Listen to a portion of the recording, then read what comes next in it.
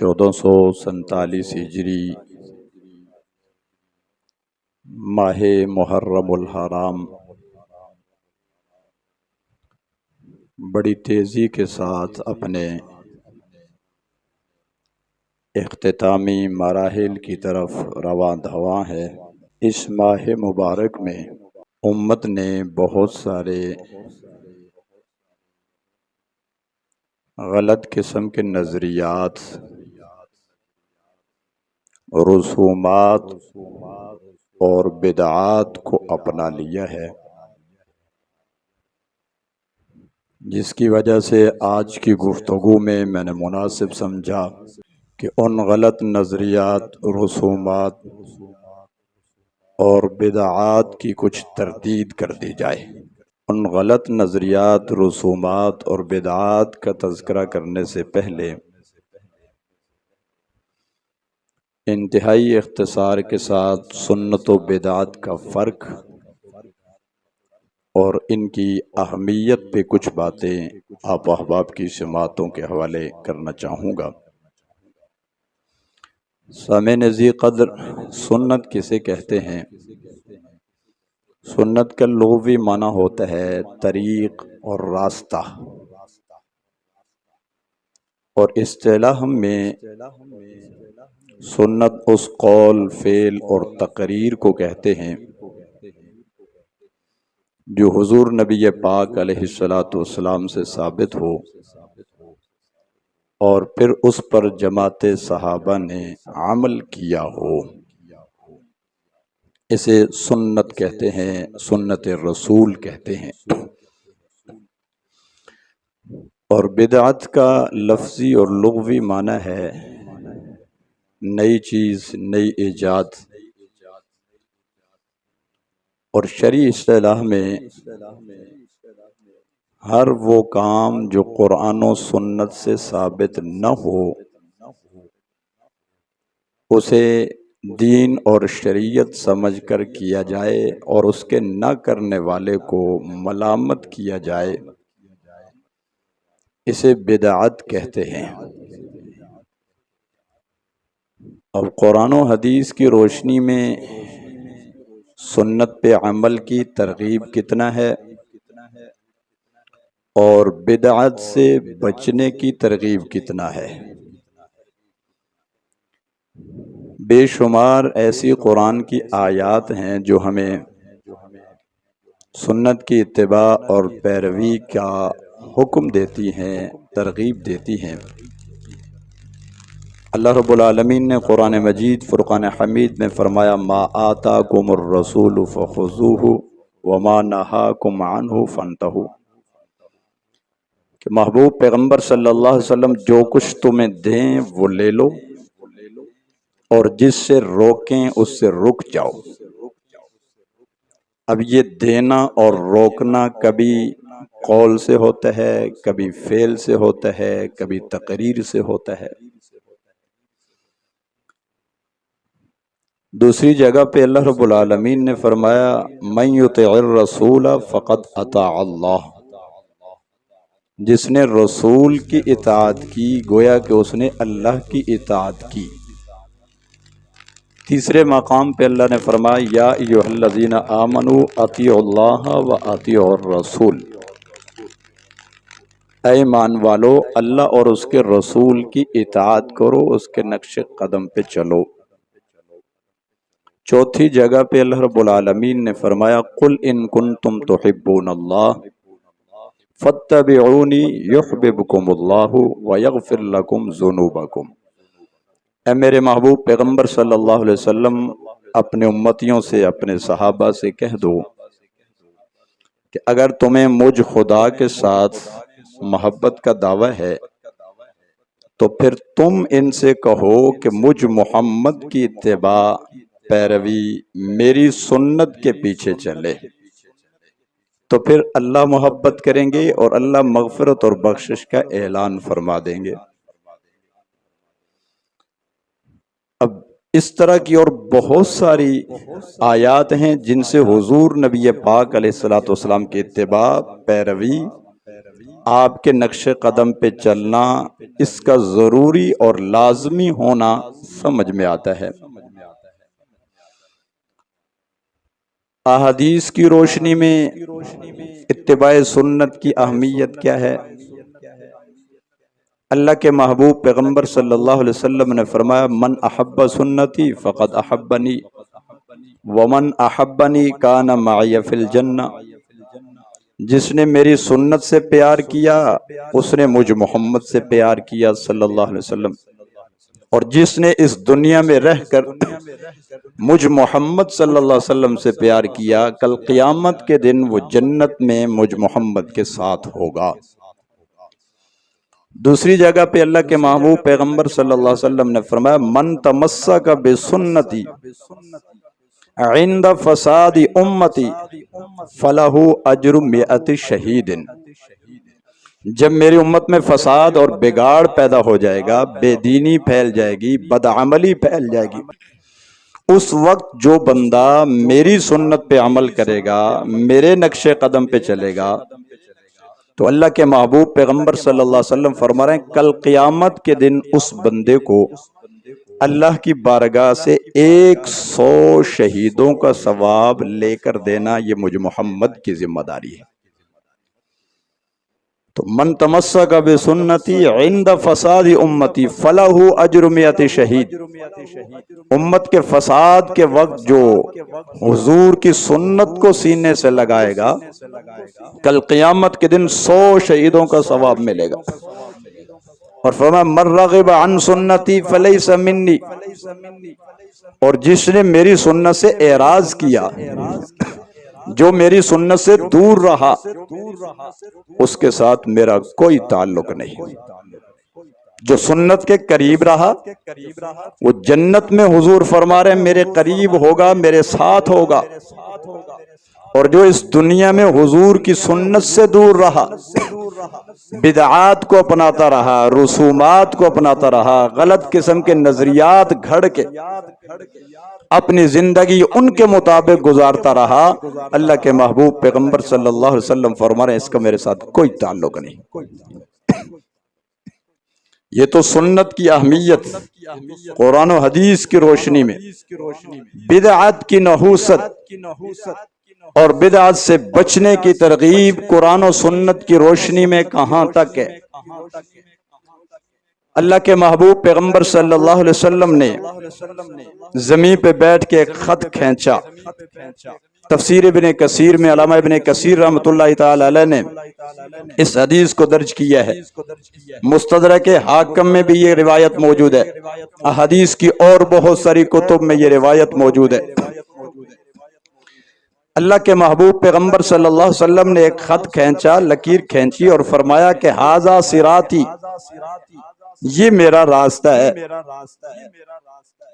پھر اس کے ساتھ اور لکیریں کھینچی اور فرمایا کہ ان راستوں پر شیطان بیٹھا ہے، جو اس سیدھے راستے پر چلا وہ ہدایت پا جائے گا، اور جو ان راستوں پر چلا، یہ رسومات کے، بدعات کے، غلط نظریات کے جو راستے ہیں، ان پر شیطان ابلیس بیٹھا ہے، جو ان راستوں پر چلا وہ کبھی بھی ہدایت نہیں پا سکتا۔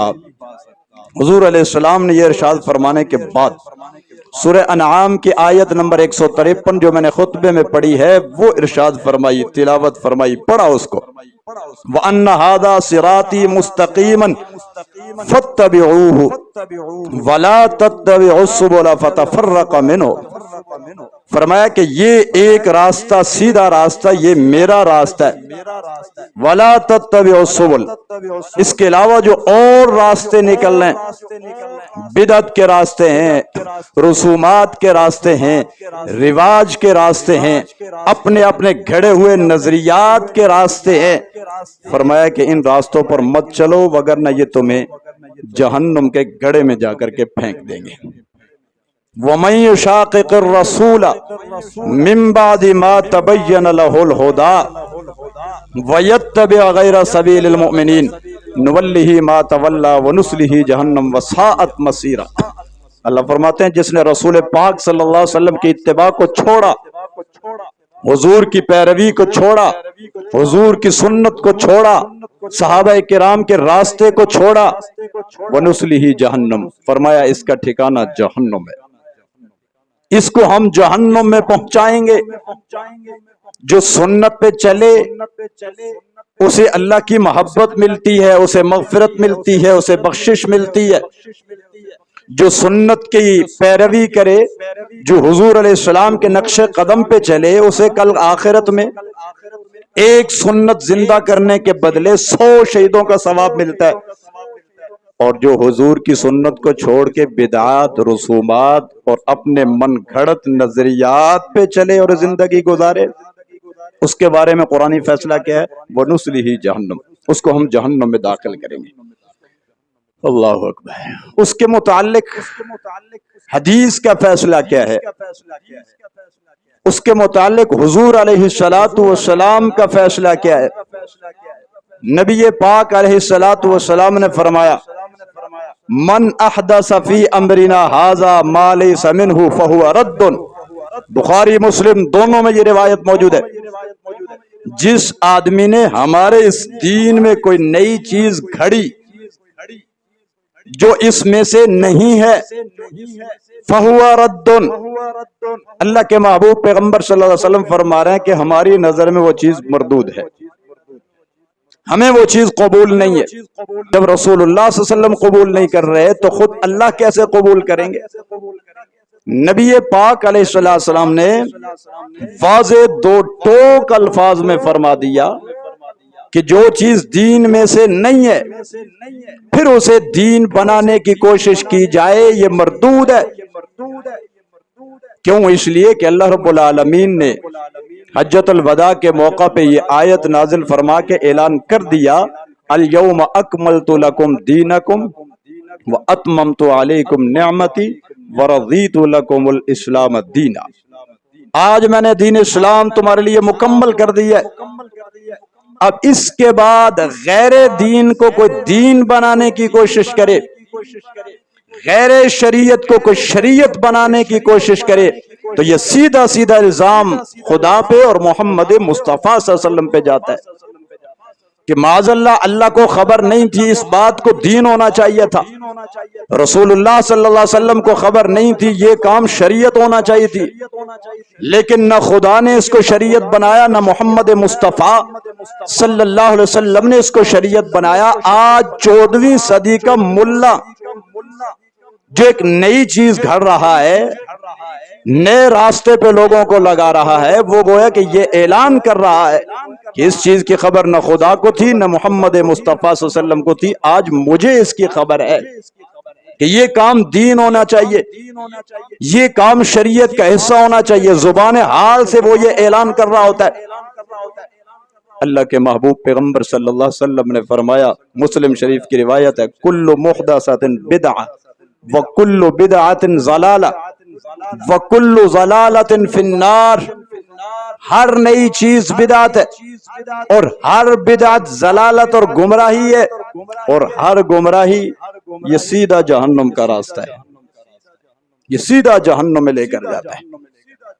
اللہ اکبر۔ میں نے شروع میں آغاز میں بدعت کی تعریف کرتے ایک لفظ کہا ہے کہ ایسا کام، ایسا عمل جو نہ قرآن سے ثابت نہ سنت اور شریعت سے ثابت، پھر اس کو شریعت سمجھ کر، اس کو دین سمجھ کر کے کرنا اور اس کے نہ کرنے والے کو ملامت کرنا اور اس کو گناہگار ٹھہرانا، یہ بدعت ہے۔ لیکن اگر کوئی ایسا کام جس کو دین اور شریعت سمجھ کر نہیں بلکہ ضرورت سمجھ کر کیا جاتا ہے، وہ ہرگز بدعت نہیں بنتا۔ ہمارے اوپر اعتراض ہوتا ہے، تم کہتے ہو جی فلاں چیز بدعت ہے، فلاں چیز بدعت ہے، فلاں چیز بدعت ہے، تو یہ پنکھا بھی تو بدعت ہے، یہ اے سی بھی تو بدعت ہے، یہ کارپیٹ، قالین اور یہ چٹائی یہ بھی تو بدعت ہے، یہ بھی تو نئی چیز ہے۔ حضور کے دور میں تو یہ چیزیں نہیں تھی، اب تم نے یہ چیزیں کیوں مسجد میں لگائی؟ ٹائل کیوں تم نے مسجد میں لگائی؟ پنکھا تم نے کیوں مسجد میں لگایا؟ یہ سپیکر تم نے مسجد میں کیوں لگایا؟ یہ بھی تو بدعت ہے، یہ بھی تو نئی گھڑی ہوئی چیز ہے۔ میرا بڑے ادب اور احترام کے ساتھ ایسے لوگوں سے سوال ہے کہ کون بے وقوف اور پاگل ہے جو یہ کہتا ہے کہ مسجد میں اے سی لگانا دین کا حصہ ہے؟ کون سا پاگل اور بے وقوف یہ کہتا ہے کہ مسجد میں پنکھا لگانا یہ شریعت ہے، مسجد میں سپیکر لگانا یہ دین ہے؟ اس کو علماء کرام نے دو لفظوں میں بڑے آسان انداز میں بات اس کو سمجھایا. فرمایا ایک ہوتا ہے للدین، ایک ہوتا ہے فی الدین. فی الدین بدعت ہے، للدین بدعت نہیں. جو دین کے اندر چیز گھسیڑ دی جائے، داخل کر دی جائے اور اس کو شریعت سمجھا جائے، اسے دین سمجھا جائے، یہ بدعت ہے. مگر دین کے احکامات کی ادائیگی میں سہولت پیدا کرنے کے لیے اگر کوئی کام اختیار کیا جائے تو یہ فی الدین نہیں ہے، یہ للدین ہے. اب یہ اے سی للدین ہے، للصلاۃ ہے، یہ پنکھا للدین ہے، للصلاۃ ہے، للعبادہ ہے. یہ نماز کو سہولت، راحت اور آسانی کے ساتھ ادا کرنے کے لیے، یہ عبادت میں راحت اور سکون پیدا کرنے کے لیے. اے سی نہیں ہوگا، گرمی کی شدت ہوگی، نمازی سکون سے نہیں پڑھ سکے گا. پنکھا نہیں ہوگا، نیچے قالین نہیں ہوگا، مسجد خوبصورت نہیں ہوگی، مسجد میں لائٹنگ اور روشنی نہیں ہوگی، نماز پڑھنے والے کو تنگی اور پریشانی ہوگی. اگر یہ ساری چیزیں ہوں گی تو نمازی بڑی راحت اور سکون کے ساتھ نماز ادا کر لے گا. یہ سپیکر ہے، یہ فی الدین نہیں، یہ للدین ہے. دین کی بات زیادہ لوگوں تک پہنچانے کے لیے مائک اور سپیکر نہیں ہوگا، چند لوگوں تک آواز جائے گی، پیچھے تک آواز نہیں جائے گی. مائک اور سپیکر ہوگا، جتنا بھی رش ہو وہاں تک آواز پہنچ جائے گی. کوئی بھی اسے فی الدین نہیں سمجھتا. سپیکر کو دین، سنت اور شریعت کا حصہ کوئی بھی نہیں سمجھتا. ہاں، دین، سنت اور شریعت کو لوگوں تک پہنچانے کے لیے ایک ذریعہ اور سبب کے درجے میں سمجھتے ہیں، اور یہ بدعت نہیں ہے. تو بدعت کی نحوست اللہ کے محبوب پیغمبر صلی اللہ علیہ وسلم نے فرمایا کہ کل بدعت ضلالہ، ہر بدعت ضلالت اور گمراہی ہے. وکل ضلالت فی النار، اور ہر ضلالت انسان کو جہنم کا ایندھن بنا دیتی ہے. اور مشکات شریف کی روایت ہے، حضور کے نظر میں دیکھیے بدعت کی نحوست کتنی ہے. فرمایا من وقر صاحب بدعت فقد اعان علی ہدم الاسلام. اللہ اکبر. بدعت تو منحوس ہے ہی ہے، لیکن اس بدعت کی وجہ سے صاحب بدعت بھی منحوس ٹھہرتا ہے. اللہ کے محبوب پیغمبر صلی اللہ علیہ وسلم فرما رہے ہیں جس نے صاحب بدعت کی تعظیم کی، احترام کیا، حالانکہ دین اسلام اور شریعت کی چکی گھومتی ہی انسان کی عزت و احترام کے گرد ہے. کئی دفعہ میں نے حدیث آپ کو سنائی، حضور علیہ السلام نے کعبۃ اللہ کو خطاب کر کے کہا تیری شان بڑی ہے، تیری بڑی عظمت ہے، تیرا بڑا مقام ہے، لیکن انسان ایسی چیز ہے کہ اس کی عزت، عظمت، شان، مرتبہ اور مقام تجھ سے بھی زیادہ ہے. لیکن یہاں حضور کیا فرما رہے ہیں؟ جس نے کسی بدعاتی آدمی کی تعظیم کی، اس کا احترام کیا، اسے پروٹوکول دیا، فقد اعان علی ہدم الاسلام، اس نے اسلام کی عمارت کو گرانے اور ڈھانے میں اس بدعاتی کا تعاون کیا ہے. جتنا گناہ اس بدعاتی کو ملتا ہے اتنا ہی گناہ یہ جو اس کا معاون بن رہا ہے اسے بھی ملتا ہے. اللہ اکبر. تو قرآن و حدیث کی روشنی میں سنت کی اتباع اور پیروی انتہائی لازمی اور ضروری چیز ہے. اور قرآن و حدیث کی روشنی میں نے آپ کے سامنے یہ بات رکھی ہے کہ بدعت انتہائی منحوس ترین چیز ہے. انسان کے دین کو، انسان کے اسلام کو، انسان کے ایمان کو، انسان کی آخرت کو تباہ و برباد کر کے رکھ دیتی ہے.